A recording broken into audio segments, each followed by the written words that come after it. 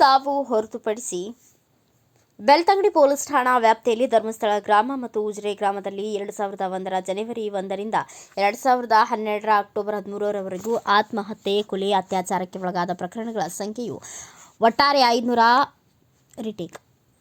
452ರಷ್ಟಿವೆ. ಧರ್ಮಸ್ಥಳದ ನೇತ್ರಾವತಿ ಸ್ನಾನಘಟ್ಟ ಮತ್ತು ಇದರ ಸುತ್ತಲಿನ ಹಲವು ಕಾಡಿನ ಪ್ರದೇಶ, ದ್ವಾರಕಾಶ್ರಮಕ್ಕೆ ಹೊಂದಿಕೊಂಡಿರುವ ಕಾಡು, ನೇತ್ರಾವತಿ ಸ್ನಾನಘಟ್ಟದ ಕಿಂಡಿ ಆಣೆಕಟ್ಟು ಮತ್ತು ಆಣೆಕಟ್ಟು ನೀರಿನ ಪ್ರದೇಶ, ಧರ್ಮಸ್ಥಳ ಗ್ರಾಮದ ನ್ಯಾಚುರೋಪತಿ ಆಸ್ಪತ್ರೆ, ಸುತ್ತಲಿನ ಕಾಡು, ಧರ್ಮಸ್ಥಳದ ನೇತ್ರಾವತಿ ಗೆಸ್ಟ್ ಹೌಸ್, ಧರ್ಮಸ್ಥಳ ಗ್ರಾಮದ ಬಾಹುಬಲಿ ಬೆಟ್ಟ, ಅಣ್ಣಪ್ಪ ಬೆಟ್ಟ ಮತ್ತಿತರೆ ಗುಡ್ಡಗಾಡು ಪ್ರದೇಶದಲ್ಲಿ ಕೊಲೆ, ಅತ್ಯಾಚಾರಕ್ಕೆ ಒಳಗಾಗಿರುವವರ ಸಂಖ್ಯೆ ಹೆಚ್ಚಿರುವುದು ತಿಳಿದುಬಂದಿದೆ. ಮೃತಪಟ್ಟವರ ಪೈಕಿ ಅಪ್ರಾಪ್ತರು, ವಯಸ್ಕರು, ಹದಿಹರೆಯದವರು, ಅಪರಿಚಿತ ಗಂಡಸು, ಹೆಂಗಸರು, ವಿದ್ಯಾರ್ಥಿನಿಯರು ಇರುವುದು ಗೊತ್ತಾಗಿದೆ.